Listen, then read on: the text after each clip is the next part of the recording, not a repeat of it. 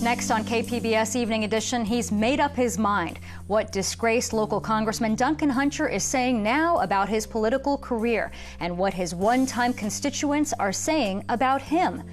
Plus, back in business, a local community eagerly waiting to learn when they can turn their taps back on. The hardship and heartache as residents and restaurant owners reach their boiling point. It motivates you to become like a champion one day, not like from Imperial Valley. High hopes as a community comes together to back its champion. Local boxing great Andy Reese returns to the ring for a title rematch. And hundreds of thousands locally ready to celebrate the holiday season, but will the rain dampen December nights? KPBS Evening Edition starts now.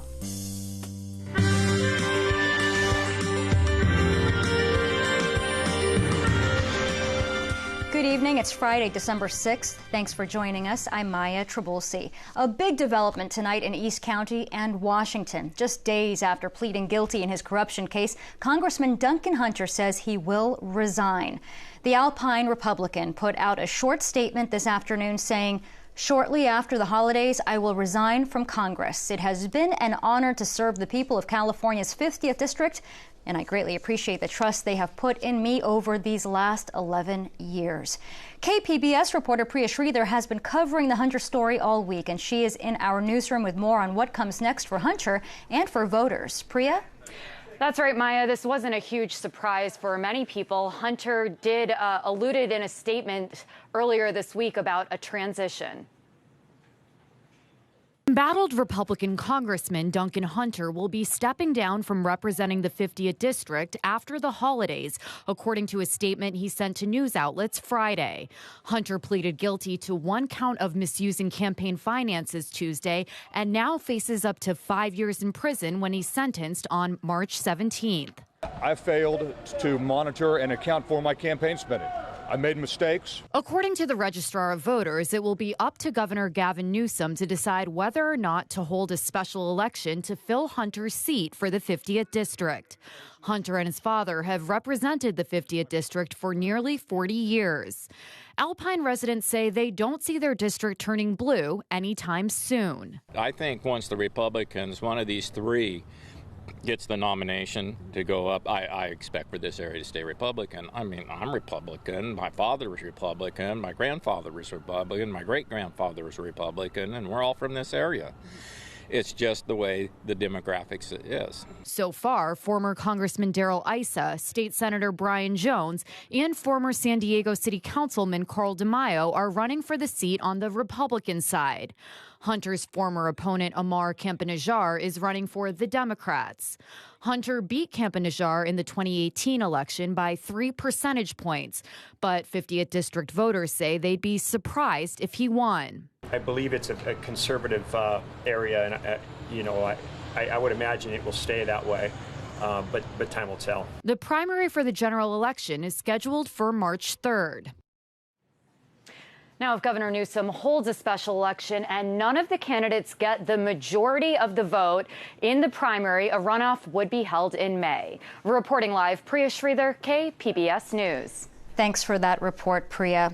Now, rain is once again on the way, and while we await its arrival, tens of thousands of people in Poway are eagerly awaiting to get their water back on. It's been a week now, and the financial hardship hitting businesses and restaurants there is taking its toll. KPBS reporter Matt Hoffman with the latest on the contamination controversy. Matt. Yeah, Maya, we are out here live in Lake Poway, at Lake Poway. Today's a very important day for Poway residents. That's because water restrictions that have been placed over the last week could finally be lifted in just a couple of hours. I want to show you out here, though.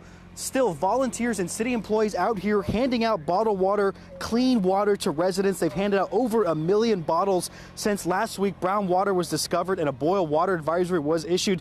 This is the 7th day people have not been able to use their taps to drink. The city says it's okay to bathe and wash hands, but more than 100 Poway restaurants have been closed due to health concerns. And people we talked to here say they're worried about how those small businesses will be impacted. It doesn't inconvenience us because it's just drinking water, and so if the city provides it, that's great. And I hope that this issue can be resolved so that the inconvenience is that to the business owners. And then I know that the residents like to go out to eat, and they're just not going to be having that luxury for the time being. You know, it's just unfortunate it happened. I think I'm particularly concerned for the businesses. There's a lot of small mom and pop restaurants in Poway, and this could be a make it or break it for them. And so it's unfortunate that it had to be that extreme, that those small Poway, and we tend to go to the mom and pop restaurants and stay away from the chain restaurants. Yeah, now talk about impact. Palomar Medical Center in Poway this week has been operating under disaster protocols. That means emergency department is diverting away ambulance to take patients elsewhere unless there's a really large emergency like a gunshot patient. They've been going to other hospitals like at Escondido. That's actually where the hospital is getting all their medical equipment, and it's being shipped in from Escondido into Poway. Emergency surgeries are still happening, but the hospital estimates around 70 other surgeries had to be canceled or moved due to this boil water advisory. Now, it's going to take the hospital a long time to get those. They have to flush out every sink, every single drain. You can see crews are still out here in Lake Poway trying to get bottled water to residents. We did mention there could be some big news on the horizon. 7 p.m. Officials are telling us if water testing results continue to come out okay, that's when this boil water advisory could be lifted. Now, if those results aren't on point, that means that could push back into the weekend. But people out here that we talked to, they read the KPBS story that we broke just a couple of days ago that the city is out of compliance with state mandates, and Poway residents understanding that multi-million-dollar fix that's going to be required by the state is going to have to come from them, taxpayers. But residents out here just hoping that their water can turn back on, can be usable. That could be coming up quickly, just 7 p.m. tonight here in Lake Poway. Matt Hoffman, KPBS News. Some great information there, Matt. Thanks so much. For the second time this week, multiple people are shot at a U.S. Navy base. Camila Bernal updates us on the developing story in Florida. Walking through the crime scene was like being on the set of a movie. The Escambia County Sheriff describing what he saw after the Naval Air Station shooting in Pensacola, Florida. Multiple people are injured and at least 4 are dead, including the suspect, a member of the Saudi military training at the base. The government of Saudi Arabia needs to make things better for these victims, and I think that they are going to owe a debt here. Florida Governor Ron DeSantis speaking with law enforcement and the president in the wake of the shooting. King Salman of Saudi Arabia just called to express his sincere condolences and give his sympathies to the families and friends of the warriors who were killed and wounded in the attack. The shooting happening just before 7 a.m. local time, and authorities responding within minutes. 2 deputies were shot but are expected to recover. There was some real heroism today. I mean, real heroism. It made me, I'm devastated. We are in shock. This is surreal. But I couldn't be prouder to wear the uniform that I wear. Authorities say the shooting took place in a classroom building. I think it could have been a lot worse if we don't train the way we do. And as of now, authorities say it's too early to determine a motive. While a dark day, you know, folks, this shows who we are. It shows the best of who we are. In that one of us needs help, everybody responds. Camila Bernal, KPBS News. Here in San Diego, law enforcement is working with the local community for a gun buyback event this weekend. It's happening at the Encanto Southern Baptist Church on Atkins Avenue. That's near 60th and Imperial, starting at 8 o'clock Saturday morning. People will be allowed to turn in an unwanted gun for a $100 gift card or a free skateboard. $200 will be given for assault rifles, and no questions will be asked. The fallout from Congressman Duncan Hunter's guilty plea. Scientists escalate their warnings over climate change and a costly fix for Poway's water problem. Join us for the KPBS Roundtable tonight at 8:30. And the Padres today traded away their top home run hitter, Hunter Renfro. He was dealt to the Tampa Bay Rays for outfielder Tommy Pham and prospect Jake Cronenworth. Renfro slammed 33 homers last season. Pham hit a .273 for the Rays and is known for getting on base. The Padres also included prized second base prospect Xavier Edwards in the deal. And San Diego will play host to the Major League Baseball Winter Meetings. The annual event will take place at the Hilton Bayfront from Sunday through Thursday morning. Among the main events, a job fair, multiple seminars, a variety of topics from industry trends to business affairs and trade shows. And you can expect some wheeling and dealing among the teams. Also, the Modern Era Hall of Fame class will be announced. Among those on the ballot, former Dodgers and Padres great Steve Garvey.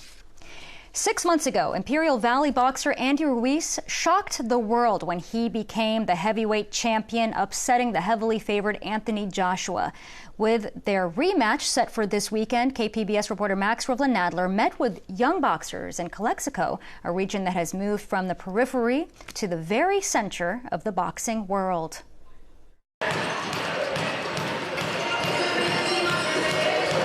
After school every weekday, 14-year-old Genesis Garcia comes to a converted warehouse a mile from the U.S.-Mexico border in Calexico. There's a ring, a few punching bags, and a lot of jump ropes. The Baja Boxing Club is where Garcia's own title quest begins. I like once you're in the ring and, well, just the adrenaline when you start fighting. Garcia is already the national champion for her age group and weight class, and regularly spars with boys her own age and much older girls. If you don't get punched, you're not going to have the motivation to punch back, you know? Why is it important to punch back? Well, if you're going to look bad if you don't punch back.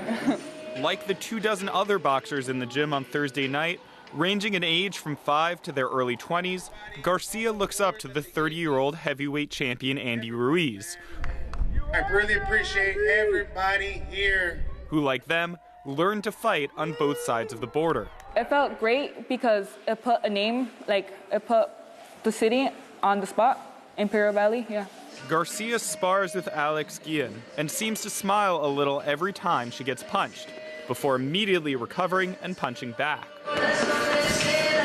The 15-year-old Guillen, slightly bloody after a flurry of punches from Garcia, is preparing to fight in Mexicali on Saturday, just hours before Ruiz fights across the world in Saudi Arabia. Ruiz's rise helped propel Guillen in the ring. It motivates you to become a champion one day, not from here, from Imperial Valley. Boxing remains popular in the Imperial Valley, even as the sport has lost popularity nationwide. Still, many boxers here feel as if the region is overlooked, even as it's punched well above its weight for years. Raul Lau has run the Baja Boxing Club for over 10 years. Like everyone else who grew up around boxing on the California-Mexico border, he knew Ruiz from his earliest fights. Nada es imposible en la vida. He says that Ruiz has shown the fighters that you can do anything. Nothing is impossible in life. He believed that he could be champion, and now he is. It's entirely possible that another champion could come out of the valley. La disciplina y la constancia en el gimnasio te hace llegar a la meta. 13-year-old Sarahi Sanchez first came to the gym with her older brother over a year ago. How would you describe your style of boxing? I don't know how you say it in English. Say it in Spanish. Fajadora. Yeah. How would you translate that? Like, you throw a lot of punches, you go forward, and yeah. Just kind of like a... Yeah, like you move forward a lot. You keep on going. Sanchez also has a big fight set for this Saturday. Her words of advice for Andy Ruiz? Well, good luck, try your best, and, well, you can do it. The bell rings after 2 hours of training as the young boxers set off into the desert night. Some were heading to Mexicali for another training session. Others had homework. On Saturday, their eyes will turn to a match across the world, as the first ever Mexican-American heavyweight champion tries to defend his title and prove to the world that the road to boxing greatness now runs through the Imperial Valley. Max Rivlin-Nadler, KPBS News. The 42nd annual December Nights Holiday Festival at Balboa Park is underway. The free two-day celebration will bring in a large crowd, an estimated 350,000 people. There will be 5 stages of live performances, multiple light displays, and free admission to the museums, and from 5 to 9 p.m. This year's big guests, the Village People. Attendees are urged to take public transit. You might also want to bring a jacket and umbrella. Dajia Swad tells us about the chance of more rain this weekend. As we move through this evening, just a few clouds out and about across the region. We will notice back towards our north and west that there is a chance for some precipitation to come into the forecast. Clouds will continue to build overnight here as we do have a disturbance to our north. San Diego mostly cloudy with your overnight low at 58 degrees. 53 at Oceanside, and some of that wet weather starts to push on in. We'll also be looking at some shower activity and drizzle perhaps moving into San Diego once again late tonight, really after you head past midnight. Further inland clouds really taking over for Borrego Springs and Mount Laguna, dropping down to 44. Headed through your Saturday here, moisture along Interstate 5, that will lead to the potential for some road closures, even some heavy mountain snow. Once again, this is out of our county, but if you're traveling, want to be aware. As we move through the 6 p.m. time frame, showers well to the north of San Diego proper, and then we'll see a better chance for some showers closer to midnight by the early morning Saturday and continuing through your Saturday morning. Showers definitely be a bit more available, as well as the clouds holding in place. We'll continue to see shower and rain activity press further inland, with the heaviest well removed from Ramona as well as San Diego as we head into your Saturday evening. So at the coast, best chance for that moisture as you head inland. Still going to rule out a chance for a few spotty showers here and there, and looking at definitely plenty of cloud cover in Borrego Springs, the high of 71, topping off at 52 in Mount Laguna. Sunday comes around and this moisture will be available to San Diego in the form of showers. Elsewhere, showers as well, even some mountain snow in those higher elevations outside of San Diego County. So let's talk about temperatures. 68 Saturday, 66 Sunday with a passing shower, then drying out Monday as we have a ridge building aloft. Temperatures remain in the upper 60s at the coast. Lower 70s Saturday with a passing shower. Still going to be a chance for some stray showers inland Sunday. Sunglass weather Monday and Tuesday. Tuesday a high of 70, and we'll be in and out of the 50s here in the mountains. Rather cloudy skies. Moisture once again stays at that coastline. Out to the deserts, lower 70s Saturday, Sunday, and Monday, and then really thriving with that sunshine as we head into the early week. Reporting for KPBS News, I'm your meteorologist, Dajia Swad. Back to you. The unemployment rate is back to a 50-year low after a strong November. The Labor Department says 266,000 jobs were added to the economy last month. That includes about 50,000 GM workers who returned from strike. The national unemployment rate ticked back down to 3.5%. It's time now for more of this week's business headlines with the Friday Business Report. We're here with SDSU marketing lecturer and founder of Bottom Line Marketing, Miro Kopik. Miro, hi. Hi, Maya. It's good to see you again. And over the last decade, of course, the amount of online shopping has exploded, and with that has come those who want to take advantage of consumers online. What, in terms of cybersecurity, advice would you have to stay protected? This week is National Tax Security Awareness Week, and a bunch of federal agencies like the IRS, the Social Security Administration, the FBI were here talking to consumers about these cybersecurity tips, and they offer a handful of tips that are really important. So the first one is, if you're going to do shopping, and now's the time to shop, create a separate online email account for your shopping account. That means all your advertising, all the spam will go there, and your personal email account is going to be protected. Second, passwords. People used to do 1, 2, 3, 4. Now experts are recommending 12 characters. Numbers, characters, upper and lowercase letters. Yeah. That's a major issue.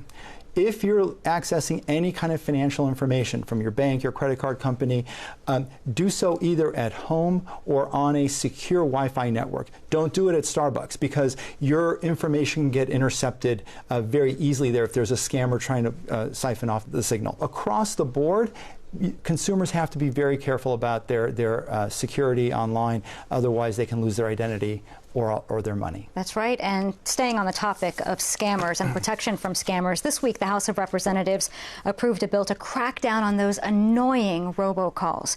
What can you tell us about that and what that means for our future in answering phone calls like that? You know, it's a scary thing. What these guys are doing, and their whole intent is to scam you out of your Social Security number, your bank account numbers, passwords. That's what they do to get this information. What the act does is it'll hopefully be passed by the Senate next week, and it looks like to be signed into law by the end of the year. But it does three very important things. It requires phone companies to block robocalls without charging their customers. Number two, it ensures that all the calls are from a real number. And lastly, what it does, it gives teeth to the government to not only find but prosecute spammers. This is great, but sometimes even local companies can get caught in this. There's a local company called Codified. They were fined $2.2 million by the FCC. They have an enterprise software application called House Call Pro, and they work with home service providers to help them build business. Well, there's an act that was passed called the Telephone Consumer Protection Act that says that you cannot receive an unsolicited phone call. House Call Pro actually solicited people that were not self-identified. They were sued. They were fined $2.2 million. This is, you know, not a brand new startup, but it's an early stage company that's been very successful. There's criminals and there's companies that are doing this, and it's going to be an interesting situation as this unfolds. And we will be watching. And finally, here at home in San Diego, Ballast Point has a new owner. Can you tell us about the latest acquisition and what that means for the brand? Yeah, Ballast Point, the second time they've been bought and sold in the last 4 years. First by Constellation Brands, and they own a bunch of wineries. They bought Ballast Point in 2015 during the height of the craft beer movement. They bought them for almost $1 billion. Ballast Point went from brewing 430,000 barrels a year to barely 200,000 this year, according to records. So in selling it to this company called Kings and Convicts out of Chicago, it's a small brewer, they're acquiring Ballast Point from Constellation.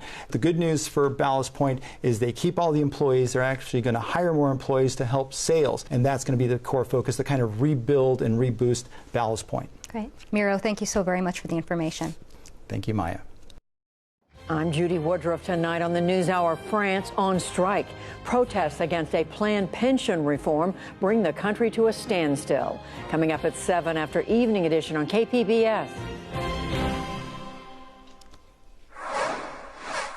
Tequila Giant Jose Cuervo is doing its part to help the environment. It's now making straws from uncycled agave fibers, and those fibers are left over from the tequila making process, and apparently they decompose up to 200 times faster than regular plastic. The straws roll out at bars, restaurants, and Jose Cuervo events next year.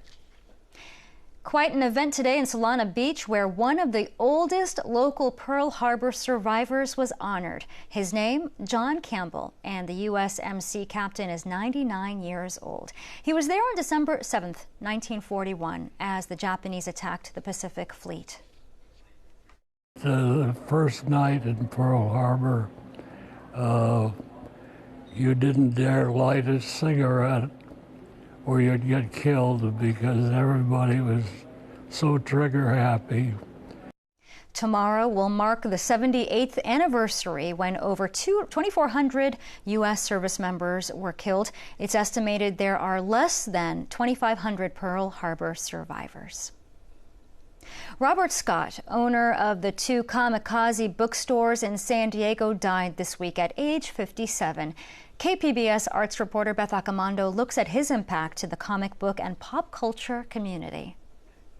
Hi, I'm Robert Scott. We're at Kamikaze Comics, Books, and More. Robert Scott was a fixture at his 2 Kamikaze bookstores, whether stocking the shelves with unique books or hosting events where fans could meet creators. I think it's really important, one, for the creators to be able to meet the public and see who's reading their work. It's also, I think, important for the fans to be able to put a face to the names on the credit pages.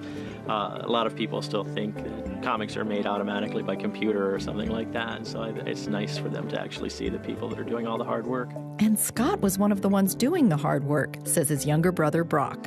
Gosh, I want to say he was in his early 20s probably when he opened his first store. Yeah, he opened his first store and he never turned back. It was his love. It was his life's passion. And he started, like I said, at an early age and just kept going with it and building his empire. That empire reached beyond his store to bring comics to schools and libraries to educate people about the art of comics, says Alonzo Nunez of Little Fish Comic Book Studio. Robert did such a great job of not only curating his stores, having a huge amount of not just the standard amazing, superhero stuff that you might find, but kind of weird, funky European stuff, independent stuff, local stuff. He would go above and beyond most retailers in terms of putting his money where his mouth was and buying stock from local creators to help support them. And he had a really strong interest in the education of comics, and so it was always really great to talk to him. In 2015, Scott chose Liberty Station for the location of his second Kamikaze store. He put 25 hours a day into both of those stores. It was his life's passion. It's what he spent all of his time doing. I don't know that there's somebody that can fill those shoes. It's a testament to his fortitude and good nature that he kept in the business for so long, and that he, and it's also a testament, again, to the community. I guess that's really the most important thing that I want to get out there, is that his love for the community, his love for the people that he talked to, and he appreciated all of them probably as much as they appreciated him. I hope everybody will come down and take a look, and we signed a 5-year lease, so we plan on being here for quite a while. The future of both stores is up in the air as the family looks to options for keeping them both open and keeping Robert Scott's legacy alive. Beth Accomando, KPBS News. You can find tonight's stories on our website, kpbs.org/evening edition. I'm Maya Trabulsi. From all of us here at KPBS, thanks for watching. Good night.